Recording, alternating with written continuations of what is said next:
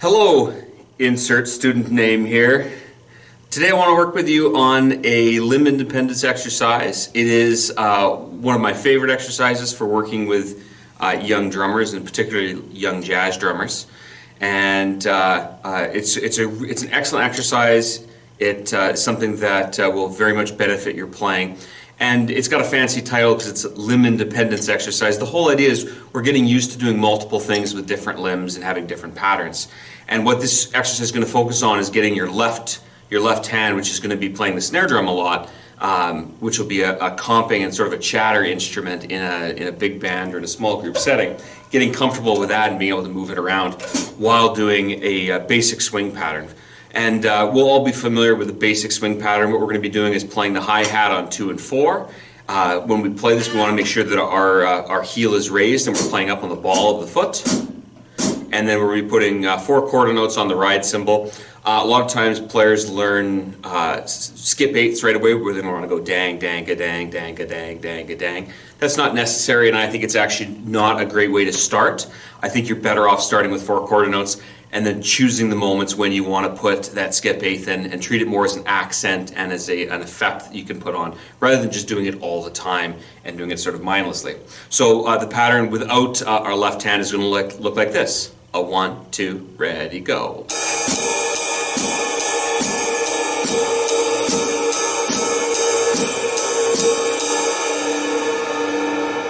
That hopefully will look very familiar. It's something that I'm sure you've done a lot of times. That's going to be sort of our home base. We're always going to be doing that. And then with the left hand, what I'm going to be doing is adding a single strike on a different beat. And that beat's going to move around with the exercise. To start with, I'm going to put a quarter note on beat 1 of every bar. Here we go. A 1, 2, 3, 4.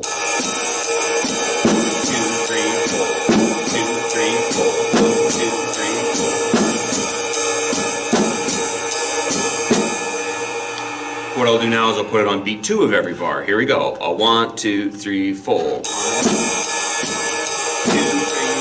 1, 2, 3, 4. 1, 2, 3, 4. And then we'll move it on to beat 3. That'll sound like this. A 1, 2, ready, go. 1, 2, 3.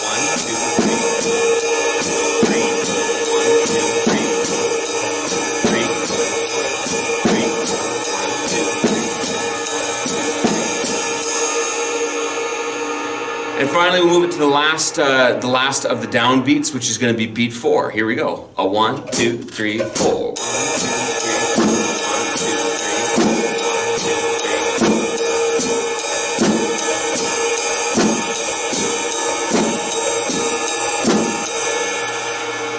So those are all the down beats. I would work on each one of those, and I would do it a lot of times in repetition. I did it, only about 4 to 6 bars each time, but I would do that until it's very comfortable and you can do it without thinking too hard. Once we do that, we're going to start doing the off beats. So now I'm going to put it on the end of beat 1. Here we go. This is what it sounds like. A 1, a 2, a 1, 2, 3, 4. 1, 2, 3, 4.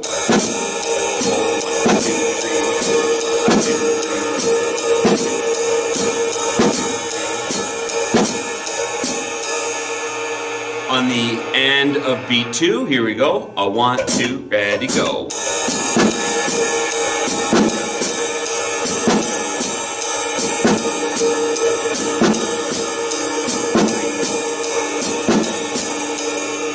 On the end of beat 3, here we go. A 1, 2, ready, go.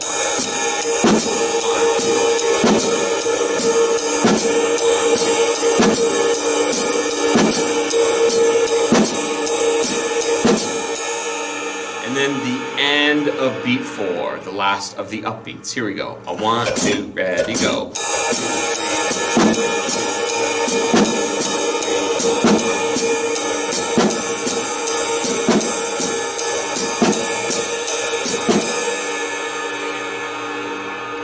Once we've got it on all the downbeats and all the upbeats, now we can start creating little patterns. One of the first ones I usually do is I will play 4 bars on the downbeat on the snare of beat 1, and without stopping the pattern, I'll go to the and of 1 for 4 beats, then I'll go to beat 2 for 4 beats, then I'll go to the and, bars So beat 1 for 4 bars, the and of 1 for 4 bars, beat 2 for 4 bars, the and of 2 for 4 bars, 3 for 4 bars, the and of 3 for 4 bars, 4, and then the and of 4, so on and so forth. This would be something that you're not going to attempt on your first go on this exercise. You might not attempt it on your 10th go, but this is what you're going to be heading towards. Let's have a look at what that would sound like. Haven't done this in a while, so hopefully it goes well. 1, 2, 1, 2, 3, 4. 1, 1, 1. The and of 1.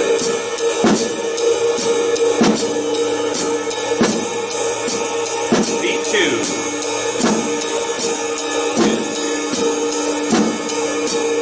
The and of 2.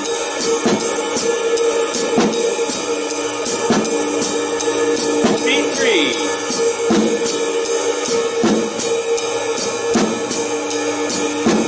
And a 3.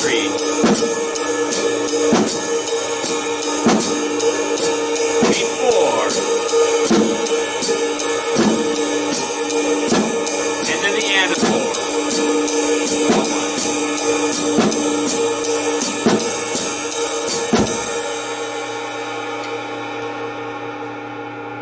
Good. That's something that you're working towards. It's still pretty exercisey at that point. I wouldn't do that in a actual performance setting or in a rehearsal setting. But at that point, you're getting pretty comfortable with having that left hand doing things that your right hand and your left foot are not doing. The right foot we will work on at some point, but we don't use that as much in jazz as we would in like a rock or a funk setting. The right foot's really reserved for special moments where the rest of our limbs will be working quite a bit. Once we've done that, well, now it's time to start creating some specific patterns that we would use in a rehearsal setting or in a performance setting, where we can select, okay, I'm going to play on the and of beat 1 and beat 3 in every bar, or in every second bar maybe. And that's going to create an interesting comping pattern that's going to accentuate maybe what's going on in the horns. Maybe it's going to just provide some comping chatter behind a soloist. Maybe it picks up a pattern that's being played in one of the keyboard instruments or guitar. So if I was to do that, then I'm creating a pattern that actually is going to be part of what I'm doing. So let's do that. I'm going to do the and of beat 1 and beat 3, and I'm going to do that every second bar, because every bar it's going to be very busy. Let's see how this goes. A 1, a 2, a 1, 2, 3, 4.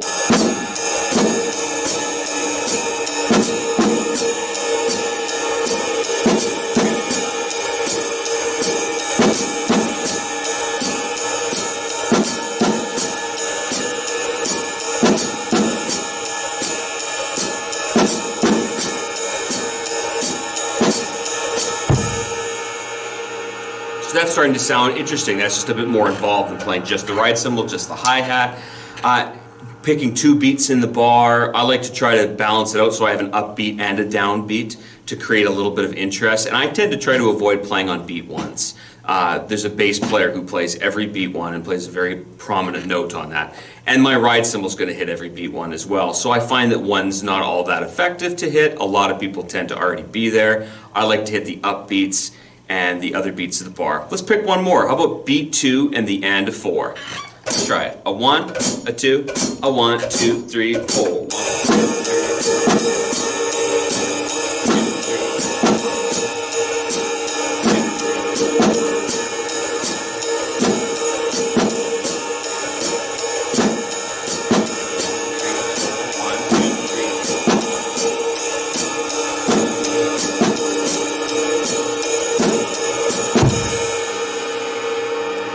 At that point now, again, it's starting to sound like a pattern. It's something that can actually be layered in very effectively.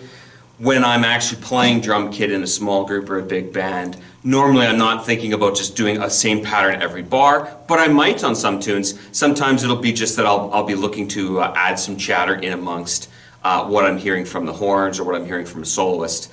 And once I've built up the comfort and the independence where I can make that left hand play all those upbeats and all those downbeats without too much effort, it becomes pretty easy for me to listen to something being played and then to echo it back to them, to fill it in, maybe to fill in a space that's being left in a horn line. If there's If I know there's a specific beat every horn line leaves empty in a piece, I might, choose to fill that in, and that kind of thing.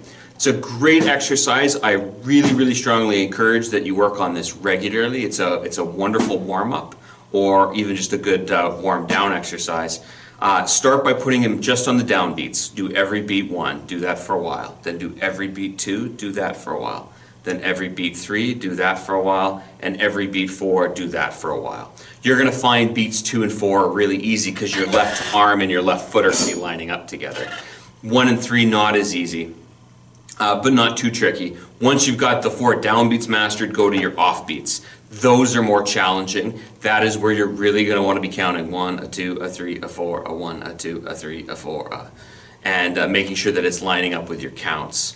Once you've got the ends all figured out and you've got the ones, then start creating patterns. Go through and do 4 beats of each one, or do 4 bars, or do 8 bars of each one.